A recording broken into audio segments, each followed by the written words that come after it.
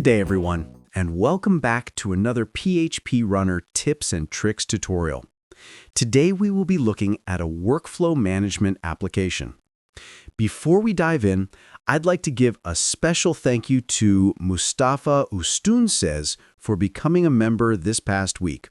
Your support is truly appreciated. You can now download a sample project and the code, an explanation of the code, like all other members of PHP Runner tips and tricks. Also, a big thanks to Sergey Kornilov for walking us through the full process and patiently answering questions during the recent Dev Club webinar. In this video, I'll be giving you a summary of what was covered. If you'd like to see the full step-by-step breakdown, I highly recommend joining the Dev Club for the complete experience. Link is in the description. Before diving into the code, let's first take a quick tour of the application itself. At the moment, I'm signed in as the system administrator. However, don't let that title mislead you. This isn't a true system administrator account just yet. For now, it functions like a regular user account.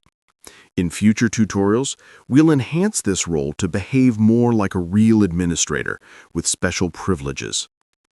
The first thing I'll do is click on My Tasks. This page displays all the tasks assigned to the currently signed-in user.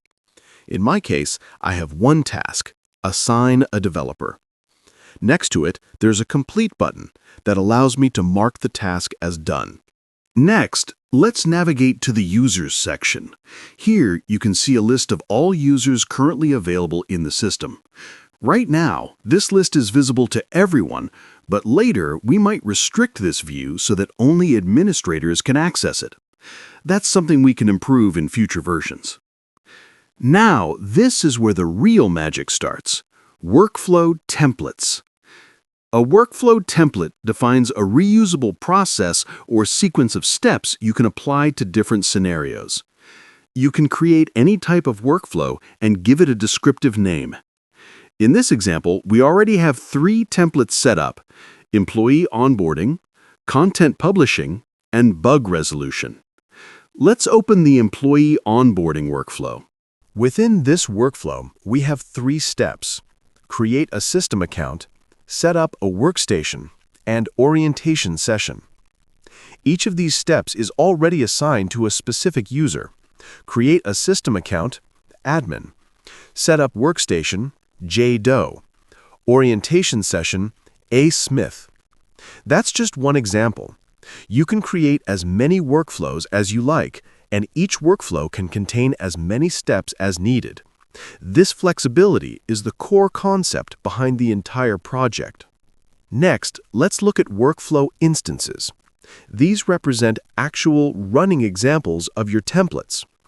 Here, we can see the employee onboarding process in progress. The admin has already completed the first step, create a system account. The setup workstation step, assigned to J. Doe, is still pending. The orientation session, assigned to A. Smith, is also pending. This gives us a clear overview of who is responsible for what and which parts of the process are still outstanding. Let's switch users to see how this looks from a different perspective. I'll copy J. Doe's username and password from the users list, log out, and sign in as J. Doe.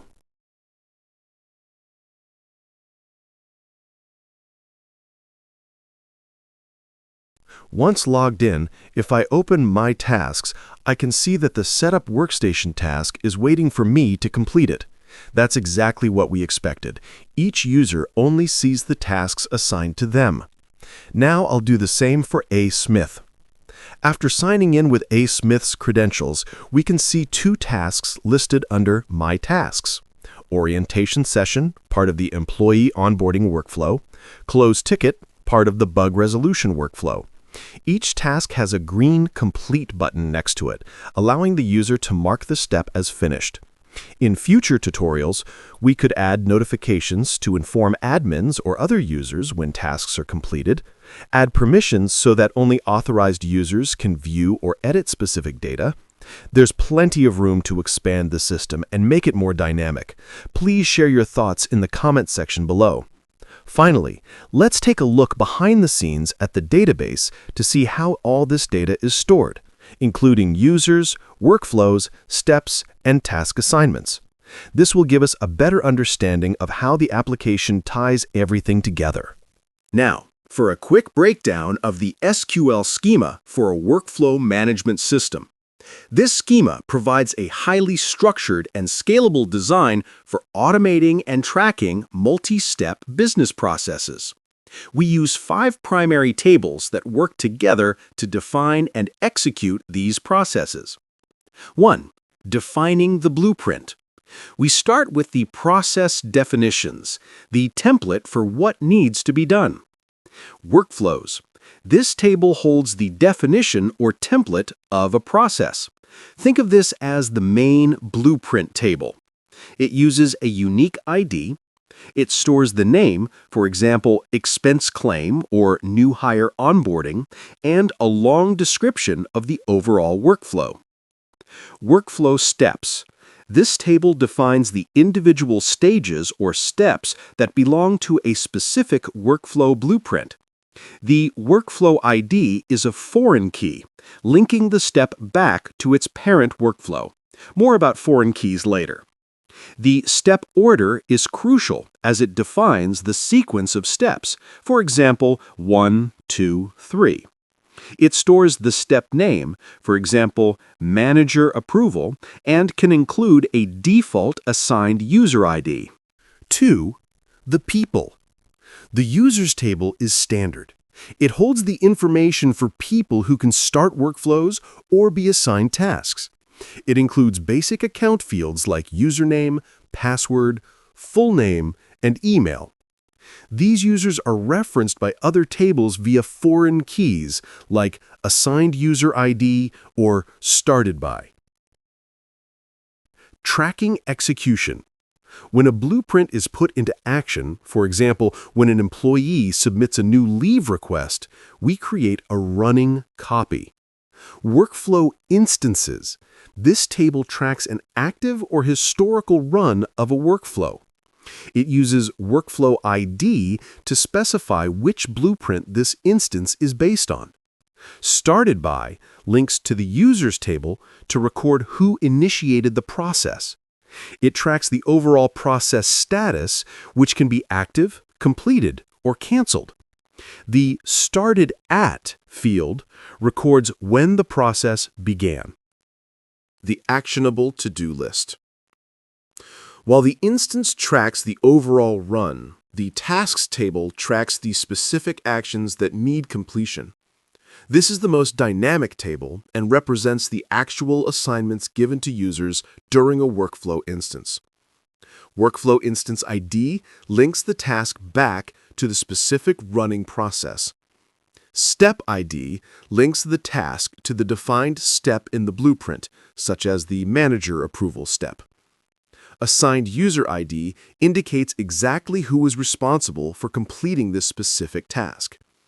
It tracks the task status, pending or completed, and the completed at field records the timestamp when the user finished the task.